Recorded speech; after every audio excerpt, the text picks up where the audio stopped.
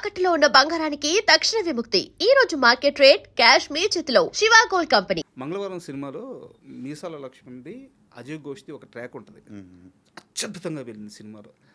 అయితే నేను కంపేర్ చేయట్లేదు కానీ నాకు అది గుర్తొచ్చింది. ఇంకోటి మనసున్న మహారాజు అని రాజశేఖర్ గారిది ఒక సినిమా ఉంటుంది, కోటా శ్రీనివాసరావు కళ్ళు చిదంబరం. ఆ సినిమాలో ఒక ట్రాక్ ఉంటుంది. నేను అసలు ఆ సినిమా కూడా చూడలేదు. అవునా? నేను ఆ క్యారెక్టర్ పెట్టింది ఎందుకంటే నాకు ఫస్ట్ ఆఫ్ ఆల్ మామగారు సినిమా ఇష్టం. నేను తెలుగు సినిమాని చాలా ఇన్స్పైర్ అవుతా.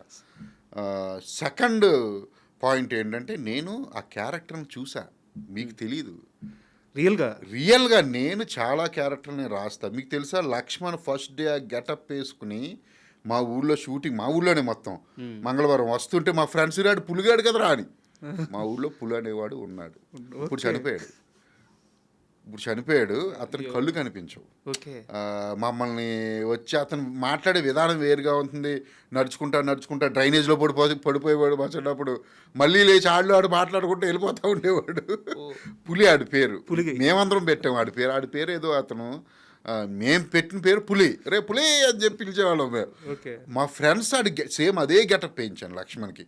లక్ష్మణ్ని చూసిన వాడు పులిగాడు కదా రాడి క్యారెక్టర్, ఆడి పేరే పులి మా సినిమాలో కూడా అన్నాడు. కాశీరాజ్ క్యారెక్టర్ ఇది నేను ఎప్పుడూ కూడా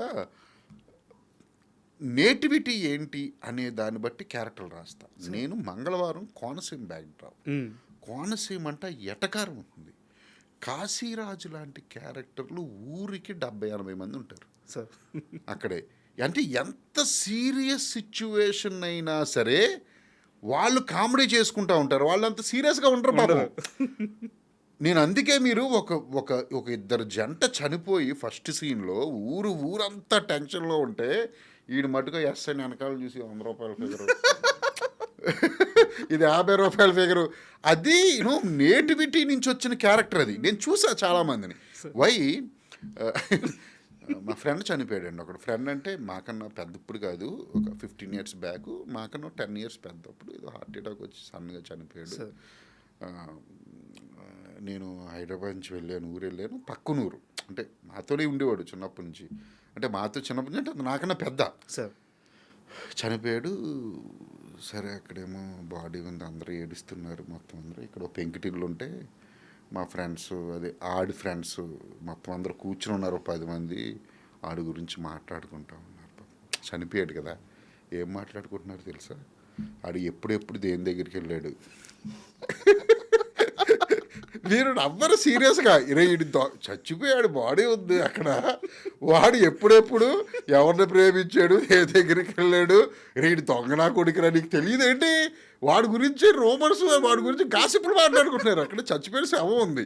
సో నేను ఏమంటానంటే, బాధ లేదని కాదు, బాధ ఉంటుంది. కానీ అప్పుడు ఏమీ చెయ్యలేని పరిస్థితుల్లో, ఏడవలేని పరిస్థితుల్లో పంచుకునే హ్యాపీనెస్ మర్చిపోవడానికి వాడు చేసిన చిలిపితనం గుర్తు చేసుకోవడానికి తప్ప ఇది కాదు. నేను అప్పుడు విని ఆపండ్రా అన్న, ఏం మాట్లాడుతున్నారా మీరు, ఆపండ్రా అంటే నాకు అక్కడి నుంచి వెలిగింది. క్యారెక్టర్స్ కొన్ని అంటే ఇప్పుడు అందరూ మాట్లాడరు, అందులో క్యారెక్టర్ ఉంటాడు, వాడు మాట్లాడుతూ ఉంటాడు. సో నాకు ఈ కాశీరాజు క్యారెక్టర్ రాసుకోవడానికి నాకు అటువంటి క్యారెక్టర్ సో మెనీ ఇన్స్పిరేషన్ అంటున్నాను. నా అన్నీ ఎందుకు అంతలా పేలినాయి అంటే ఒరిజినాలిటీ ఉంటుంది. నేను రాసిన దాంట్లో కరెక్ట్ వర్డ్ సార్, ఒరిజినాలిటీ ఉంటుంది. ఎక్కడ మీ మేకింగ్ కానీ ఆర్టిఫిషియాలిటీ ఉండదు, చాలా ఒరిజినాలిటీ ఉంటుంది. కాశీరాజు కానీ పులి కానీ వాళ్ళిద్దరు కామెడీ కానీ పరిగెడతా ఉన్నప్పుడు వాళ్ళిద్దరు ఆ గోడ మీద మీ పేరు కానీ రాయలేదు కదా కాశీరాజు గారు అంటాడు, నా పేరు ఎందుకు రాస్తారా అంటే, మిమ్మల్ని మించిన మొండ్ల ముఠాకూరు, ఆ మొండ్ల ముఠాకూరు అనేది సెన్సార్ వాళ్ళకి అర్థం కాలే, డిలీట్ చేయమన్నారు. అసలు చేయనన్నాను, ఇది మాది లోకల్ లాంగ్వేజ్ సంబంధించిన అదేం భూతేమీ కాదండి, అది దొంగనా కొడుకు అనే ఒక అర్థం వచ్చేది మొండ్ల ముఠాకూరు, అది నేను తీయలేదు. అది నేను సమ్ వర్డ్స్ కానీ అది ఆడియన్స్ పేలింది. ఆ క్యారెక్టరు నిజంగా చెప్పండి, అజయ్ ఘోష్ గారు చేస్తున్నంతసేపు నన్ను తిట్టుకుంటూనే ఉన్నాడు ఆయన. వాళ్ళకి అర్థం కాదు, ఎందుకంటే అది కామెడీ కాదు, వాళ్ళిద్దరిది హ్యూమర్. ఓకేనా, వాళ్ళిద్దరు పంచులు ఉండవు, లేకపోతే ఎప్పుడు రెగ్యులర్గా వచ్చే బ్యాక్గ్రౌండ్ స్కోర్ ఆ సౌండ్లు ఉండవు, జస్ట్ కన్వర్జేషన్, అది హ్యూమర్ అండి. అది ఆయనకు అర్థం కాదు పాప అజయ్ ఘోష్ గారికి. అంటే పుష్ప తర్వాత ఏంటి అజయ్, ఆయన సినిమా రిలీజ్ అయిన తర్వాత అసలు ఇప్పటికీ అప్పుడప్పుడు ఫోన్ చేస్తూ ఉంటాడు, నాకు నువ్వు నా కెరీర్లోనే బెస్ట్ క్యారెక్టర్ ఇచ్చారు చెప్పి ఎక్కడికి వెళ్ళా దొబ్బేస్తారు అదే 10 రూపాయల ఫిగర్ 50 రూపాయల ఫిగర్ అని వెరీ హ్యాపీ క్యారెక్టర్. సూపర్. అయితే నేను ఇందాక అడుగుతున్న రెండో క్వశ్చన్ కాదు ఇది ఫస్ట్ క్వశ్చన్ ఎక్స్టెన్షన్ క్వశ్చన్. నేను ఈ మధ్య సాయి కుమార్ గారు అబ్బాయి శంబాల మూవీ మంచి హిట్ అయింది. దాని ఇంటర్వెల్ బ్యాంగ్ సార్ హీరో కంటే కూడా మీసాల లక్ష్మి మీద నడుస్తుంది. థియేటర్ ప్రసాద్ మ్యాక్స్లో కూర్చొని చూస్తున్నాము. థియేటర్ని ఇంటర్వ్యూలు ఈ మాట మాట్లాడచ్చో లేదో నాకు తెలియదు కానీ ఉచ్చబోపిచ్చేసాడు మొత్తం ఆడిటోరియాన్ని. గ్రేటెస్ట్ యాక్టర్ నేను చూసిన వాళ్ళు, one of the greatest actor Meesala Laxman. అయితే RX 100 నుంచి నాకు బాగా రిజిస్టర్ అయ్యాడు. అంతకుముందు చేసాడు లేదో నాకు తెలియదు. తర్వాత మంగళవారం కానీ తర్వాత అతని ప్రయాణం అవుతుంది. సో ఆ మీసాల లక్ష్మణ్ని ఎలా పట్టుకున్నారు?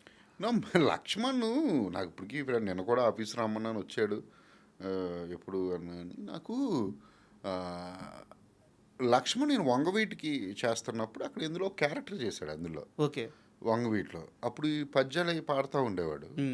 నాకు అలా గుర్తు. నాకు తర్వాత మేము ఎప్పుడు ఇక్కడే సీనియర్ కాలనీ ఇక్కడే మాది మంజు అని రూమ్ అన్నమాట. మేము అప్కమింగ్ డైరెక్టర్ అయ్యేదాకా ఇప్పటికీ ఉంది రూమ్. ఆల్మోస్ట్ అది 2009 నుంచి ఉంది. మీరే మంజు అంటే నేను ఆల్మోస్ట్ ఇక్కడే ఉండేవాడిని కానీ ఆ రూమ్ వేరే జర్నలిస్ట్ కాలనీ కానీ ఇక్కడే ఉండేవాడిని. నేనే కాదు ఇప్పుడు చాలామంది డైరెక్టర్లుగా ఉన్న చాలా పెద్ద పెద్ద డైరెక్టర్లు వాళ్ళందరూ కూడా అక్కడికి వచ్చేవారు. మేము అందరం ఎప్పుడు ఇక్కడే ఆల్మోస్ట్ చెప్పండి సార్. చాలామంది వచ్చారు అప్పుడప్పుడు బోలెంత మంది నాకు పేరు. అప్పుడు మేము అందరం ఆల్రెడీ అప్పటికే సుకుమార్ పెద్ద డైరెక్టరు ఆ రూమ్కి వచ్చేవాడు. అంటే ఎడిటింగ్కి అంటే మా రూమ్లోనే అది పెద్ద రూమ్లోనే పక్కన ఎడిటింగ్ జరిగేది. సో మెనీ డైరెక్టర్స్ ఒకళ్ళు ఇద్దరు కాదు. అలా మాదంతా ఇక్కడే జరిగేది. ఇక్కడికి వస్తూ ఉండేవాడు. తరుణ్ భాస్కర్ చాలామంది వచ్చాను. అప్పటికి తరుణ్ భాస్కర్ డైరెక్టర్ ఏమి అవ్వలేదు, నేను అవ్వలేదు. మేము అందరం ఆర్జీవి దగ్గర వచ్చేసి చేస్తూ ఉండేవాళ్ళం. అక్కడ నాకు వస్తూ ఉండేవాడు లక్ష్మణ్ పరిచయం. నేను RX 100 స్టోరీ రాసి ఫస్ట్ టెస్ట్ షూట్ చేశా. టెస్ట్ షూట్ చేసినప్పుడు Laxman villain character actually test షూట్లో కూడా ఉంటుంది ఆ విలన్ క్యారెక్టర్. అది గడ్డం అది ఉండి అందులో కూడా సరిపోయాడు. ఓకే. నేను తర్వాత షూటింగ్ వెళ్ళేసరికి కామెడీ పెట్టాలి రాయాలి, రెగ్యులర్ కామెడీ కాదు. సరే లక్ష్మణ్ ఉన్నాడు కదా పద్యాలతో కామెడీ రాద్దామని నేను అనుకుని నేను లక్ష్మణ్ పిలిచి చెప్పా, నీకు ఆ క్యారెక్టర్ లేదు ఏమన్నాయా అన్నాడు. నేను చెప్తాడు నువ్వు కంగారు పడకు, నేను హీరో ఫ్రెండ్ది ఇది డాడీతో పాటు ఉండేది పద్యాలతో రాస్తాను ఒకటి అని చెప్పి నేను ఆ క్యారెక్టర్ మీరు RX 100లో ఏది చూసారో అది రాసి ఇచ్చా. థియేటర్ గొల్లు అని నవ్వింది. ఎందుకంటే అలా పద్యాలతో కామెడీ ఏంటి అది ఎక్స్పీరియన్స్ లేదు ఇప్పుడు. అవును లేదని చాలా మంచి పేరు వచ్చింది. తర్వాత చాలా మూవీస్ చేసుకున్నాడు. తర్వాత మళ్ళీ మంగళవారంలో కూడా ఇలాగే సేమ్ అంటే ఏదైనా చెప్తే పాపం అర్థంగా కాశీరాజు గారు ఇలాగా అంటే నువ్వు నేను ఉన్నాను పాప నేను ఏది చెప్తే అది చేసేయాలి అనే సెన్స్లోనే వచ్చేవాడు. వచ్చి షూటింగ్ లేకపోయినా మా దగ్గరే ఉన్నాడు మంగళవారానికి. అక్కడే తిరుగుతా మాతో పాటు ఆ షూటింగ్లో ఉండి పాపం ఉన్నప్పుడు మాతోనే ఉండేవాడు. నాకు బాగా దగ్గర. సో అది తనకు చాలా మంచి పేరు. క్లైమాక్స్ కూడా తన మీదే ఎండ్ చేశా. క్లైమాక్స్కి అందరూ షాక్. మా టీముకి కూడా చాలా మందికి తెలియదు నేను అంటే ఎవరు రివీలింగ్ ఎవరితో చేద్దాం 4-5 ఆప్షన్లు ఉన్నాయి. ఓకే. ఎవరికి తెలియదు చాలా మంది లక్ష్మణ్తో చేస్తాను. సో అండ్ సెకండ్ క్వశ్చన్కి వచ్చాను. ఒక పాట పాడండి సార్. లేదు ఈ క్వశ్చన్ అడగడానికి కారణం ఉంది. మీకు బాగా ఇష్టమైన నచ్చిన పాట ఒకటి పాడు. ఏది నేను డాన్స్ ఒకటి సింగింగ్ ఒకటి రాదు. మీరు ఇంకేది చేయమన్నా చేస్తా సార్. నేను ఇక్కడ షర్ట్ ఇప్పేసి బట్టలు ఇప్పేమని ఇప్పాను. నన్ను 2 అడగొద్దు, డాన్స్ ఒకటి సింగింగ్ ఒకటి. ఎందుకు అడిగానంటే మ్యూజిక్ మీద మీకు మంచి టేస్ట్ ఉంది. అంటే నేను విపరీతంగా వింటా. నేను మీ గేటు ముందు కారు ఆఫ్ చేసే వరకు కూడా సాంగ్ వింటానే వచ్చా. సాంగ్స్ నేను విపరీతమైన మ్యూజిక్ లవర్. నేను షూటింగ్లో కూడా మా రాషాలు కూడా అదే అంటారు. నాకు స్పీకర్ ఉంది, స్పీకర్ బట్టి వెళ్ళిపోతా షూటింగ్ అవగానే. నేను ఒక 15 గంట 20 నిమిషాలు ఒక ½ అన్ అవర్ రోజు అయినా సరే అలా మ్యూజిక్ అయితే పక్క నేను టైం కేటాయించుకుంటా. హండ్రెడ్స్ ఆఫ్ సాంగ్స్ వింటూ ఉంటాను. నేను కేవలం సాంగ్స్ వినడం కోసమే 400-500 కిలోమీటర్స్ వెళ్ళి వస్తూ ఉంటాను. ఓకే. నేను జర్నీ అక్కడికి వెళ్ళి అక్కడ హోటల్లో ఉండడం, అక్కడ థింగ్స్ చూడడం అది నాకు ఎంజాయ్మెంట్ కాదు. వెళ్ళడం రావడం సాంగ్స్ వింటే అది ఎంజాయ్మెంట్. సో యాక్చువల్గా ఇంత సెన్స్ ఉంది కాబట్టి పాట పాడతారని చెప్పి అనుకున్నా. లేదు నాకు అంటే నేను చాలా బ్యాడ్ సింగర్ని కానీ పాడుతూ ఉంటాను. నాలో నేను పాడుకుంటూ ఉంటా ఫీల్ అయిపోయి. కానీ బయట ఇక్కడ మైకుల ముందు